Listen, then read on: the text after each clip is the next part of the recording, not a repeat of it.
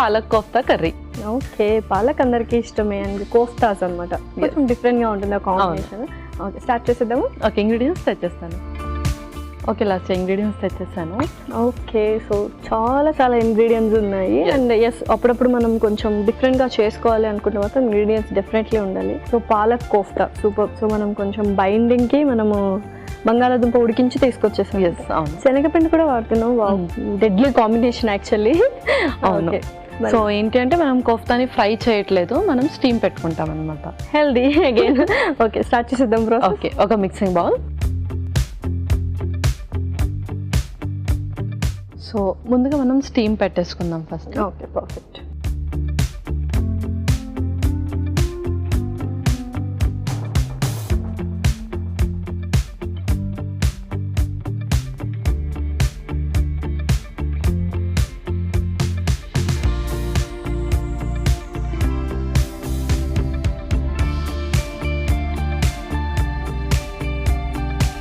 Perfect. So steam ready అవుతుంటుంది, ఇలా మనం ప్రిపరేషన్ చేసేది. ఎస్, ముందుగా బాయిల్ చేసిన ఆలు, ఆ తర్వాత శనగపిండి,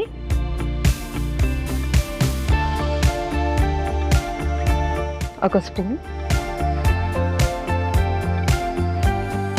కొంచెం అల్లం,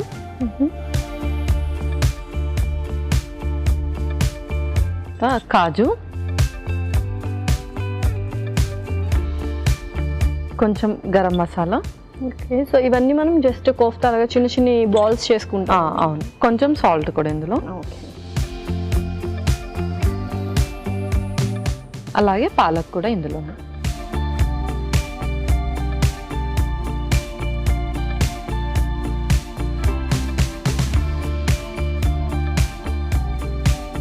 యూజువల్గా ఇప్పుడు పాలకూర అందరు తింటున్నారంటే పప్పులోనే ఎక్కువ వేసుకొని పాలకూర పప్పు అలా తింటున్నారు అనమాట. కొంచెం డిఫరెంట్గా కూడా చేసుకోవచ్చు మనం యాక్చువల్లీ. సో మనం ఆలు యూస్ చేస్తున్నాం, శనగపిండి కూడా యూస్ చేస్తున్నాం అంటే కొంతమందికి ఆలు ఏమంటారు కార్బ్స్ ఉంటాయి, శనగపిండి కొద్దిగా బ్లోటింగ్ సెన్సేషన్ వస్తుంది అని. సో దానికి ఎలా బ్యాలెన్స్ చేయాలి ఏంటి? సో ఏంటి అంటే మనము ఒక మిక్చర్ లాగా చేస్తున్నాం, కోఫ్తా లాగా చేస్తున్నాం అండ్ రిమైనింగ్ ప్రాసెస్ కూడా చేస్తున్నాము. అండ్ ఇందులో పాలకూర కూడా యాడ్ చేస్తున్నాం, అది మంచి ఫైబర్ కాబట్టి చక్కగా డైజెస్ట్ చేసేస్తున్నాం. Okay, super. అండ్ ఎలాగో స్టీమ్ చేస్తున్నాం కాబట్టి ఓవర్ కుకింగ్ కూడా ఉండదు. అవును. మరి ఏ టైంలో తీసుకుంటే better steamed food? So steam but కొన్ని మనం మసాలాస్ కూడా యాడ్ చేస్తున్నాం కాబట్టి ఆఫ్టర్నూన్ తీసుకుంటే చాలా better option. Okay, perfect. So చక్కగా బాయిల్డ్ అయిపోయింది, ఇంకా మనం బాల్స్ చేసుకుందాం. ముందుగా ఆయిల్ కూడా కొంచెం గ్రీస్ చేద్దాం. సో స్టీమింగ్ కూడా రెడీ అయింది, కొద్దిగా ఆయిల్ వేసి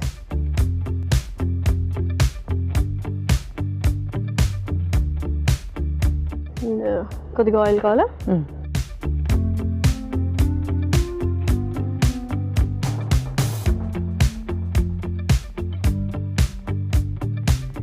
ఇలా వెరైటీగా అప్పుడప్పుడు డిఫరెంట్ డిషెస్ చేసుకోవాలి యాక్చువల్గా. పిల్లలు కూడా ఇష్టంగా తింటారు. ఫస్ట్ ఆఫ్ ఆల్ అందులో ఇంగ్రీడియంట్స్ ఆలోచించకుండా కొద్దిగా విజువల్ ట్రీట్ ఉంటే చాలు వాళ్ళకి. అవును. సో ఎలాగో ఆలు కూడా వేసాం కాబట్టి టేస్ట్ వైజ్ అయితే ఎక్సలెంట్గా ఉంటుంది అనమాట. అవును. సో ఆలు కూడా చాలా మందికి ఇష్టం, ఆలు ఫ్రై ఎక్కువగా చేసుకుంటారు అండ్ ఆలుతో శనగపిండితో ఎక్కువగా స్నాక్స్ కూడా చేసుకుంటారు. అవును, డెఫినెట్లీ. ఆలు బజ్జీ ఫేవరెట్ చాలా మందికి.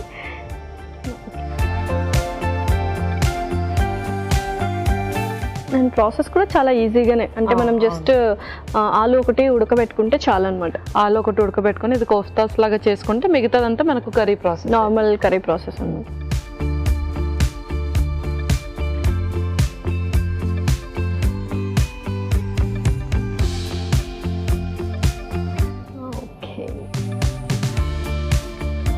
ఓకే పల్లవి, సో చక్కగా స్టీమ్ అవుతూ ఉన్నాయి. నెక్స్ట్ ప్రాసెస్ ఏంటి? నెక్స్ట్ ఇంకా మనం గ్రేవీ ప్రాసెస్ చేసుకుందాం. సో జస్ట్ నేను చేంజ్ చేస్తాను ప్యాన్.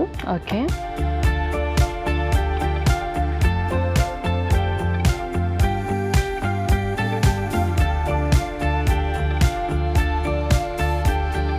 ముందుగా కొంచెం ఆయిల్, అలాగే కొంచెం బటర్ కూడా,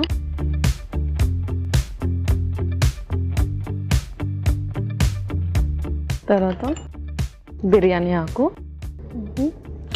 ఇంకొక స్పూన్,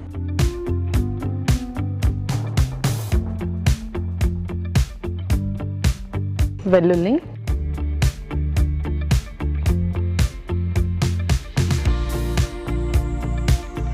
ఓకే. నెక్స్ట్ తర్వాత ఉల్లిపాయ ముక్కలు,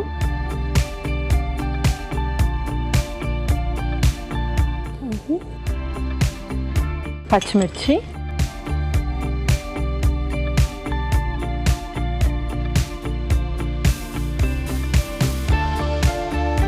సో అయితే నార్మల్గా కర్రీ టైప్లో ప్రిపేర్ చేసుకో.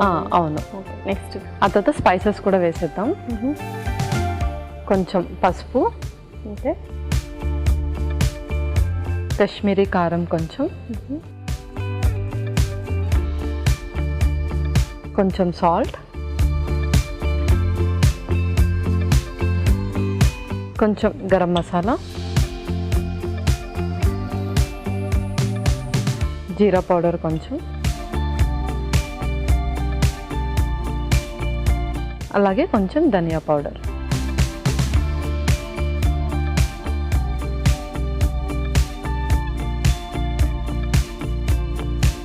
ఓకే. నెక్స్ట్ తర్వాత ఇందులోనే టమాటో ప్యూరీ కూడా.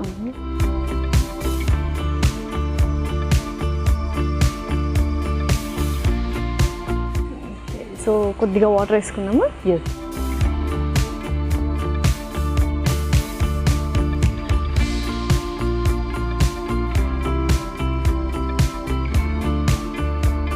సో ఈ 2 కాంబినేషన్స్ అంటే ప్రాసెస్ ఏదైతే ఉందో కుకింగ్ టైప్స్, ఇలా 2 కాంబినేషన్స్ మనం కంబైన్ చేయొచ్చా, స్టీమ్డ్ అండ్ ఇలా?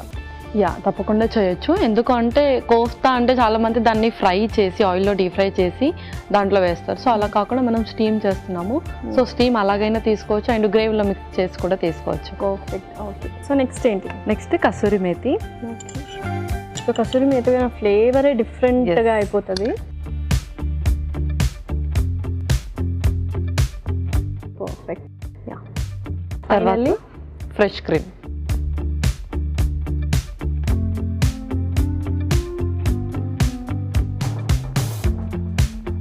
అండ్ ఇంకోటి ఏంటంటే యూజువల్గా మనం ఈ కాంబినేషన్ ఏదైతే మనం కోఫ్తాస్ యూస్ చేస్తాం, డిఫరెంట్ ఇంగ్రీడియంట్స్ యూస్ చేస్తే కూడా అది ఇంకొక వెరైటీ ఆఫ్ రెసిపీ అయిపోతుంది, అంతే కదా? అవును. Wow, done. నెక్స్ట్ మనం సర్వ్ చేసేసుకుందాం ఇంకా. ఓకే. సో 2 ఆఫ్ చేసేసాను.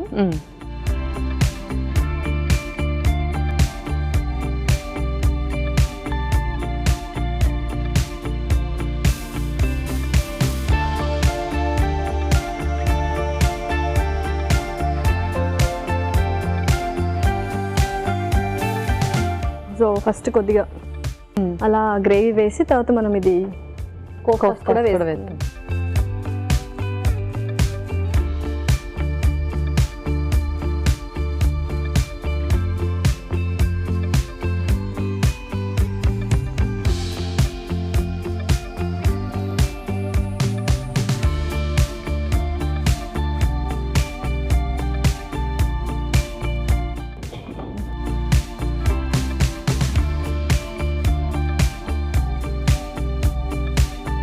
ఫైనల్లీ కొంచెం కొత్తిమీర. వావ్, సో రెస్టారెంట్ స్టైల్లో కోఫ్తా అనమాట. ఎస్.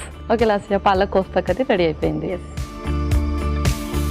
ఎంతో రుచికరమైన పాలక్ కోఫ్తా కర్రీ రెడీ. మరి దీనికి కావాల్సిన పదార్థాలు అలాగే తయారు చేసుకునే విధానం మరొకసారి చూడండి. పాలక్ కోఫ్తా కర్రీకి కావాల్సిన పదార్థాలు: పాలకూర 1 కప్పు, బంగాళాదుంప 2, శనగపిండి 1/2 కప్పు, తరిగిన అల్లం 1 టేబుల్ స్పూన్, తరిగిన వెల్లుల్లి 1 టేబుల్ స్పూన్, పచ్చిమిరపకాయలు 3, ఉప్పు తగినంత, జీడిపప్పు కొద్దిగా, గరం మసాలా 1 టేబుల్ స్పూన్, ఉల్లిపాయ 1, నూనె 3 టేబుల్ స్పూన్లు, వెన్న 2 టేబుల్ స్పూన్లు, కాశ్మీరీ కారం తగినంత, పసుపు చిటికెడు, ధనియాల పొడి 1 టేబుల్ స్పూన్, కసూరి మేతి కొద్దిగా, ఫ్రెష్ క్రీమ్ కొద్దిగా, బిర్యానీ ఆకు 1, ఉప్పు తగినంత, టొమాటో పేస్ట్ 1 కప్పు, జీలకర్ర పొడి 1 టేబుల్ స్పూన్, కొత్తిమీర కొద్దిగా. పాలక్ కోఫ్తా కర్రీ తయారు చేసుకునే విధానం: ఒక బౌల్లో ఉడికించిన బంగాళాదుంపలు, శనగపిండి, తరిగిన అల్లం, జీడిపప్పు, గరం మసాలా, ఉప్పు, పాలకూర వేసి బాగా కలుపుకోవాలి. ఈ మిశ్రమాన్ని కొంచెం కొంచెం తీసుకొని కోఫ్తాలా చుట్టుకొని నూనెతో రాసిన పాత్రలో ఉంచి ఆవిరిపై ఉడకనివ్వాలి. పాన్ లో నూనె, వెన్న 2 వేసి బిర్యానీ ఆకు, వెల్లుల్లి రెబ్బలు, ఉల్లిపాయ ముక్కలు, పచ్చిమిరపకాయలు, పసుపు, కశ్మీరీ కారం, ఉప్పు, గరం మసాలా, జీలకర్ర పొడి, ధనియాల పొడి వేసి వేగనివ్వాలి. తర్వాత టొమాటో పేస్ట్, కొద్దిగా నీళ్లు పోసి ఉడకనివ్వాలి. ఆ తర్వాత కసూరి మేతి, ఫ్రెష్ క్రీమ్ వేసి బాగా కలుపుకోవాలి. ఆపై సర్వింగ్ బౌల్లోకి తీసుకొని కోఫ్తాలు వేసి కొత్తిమీరతో గార్నిష్ చేసి సర్వ్ చేసుకుంటే tasty palak kofta curry ready.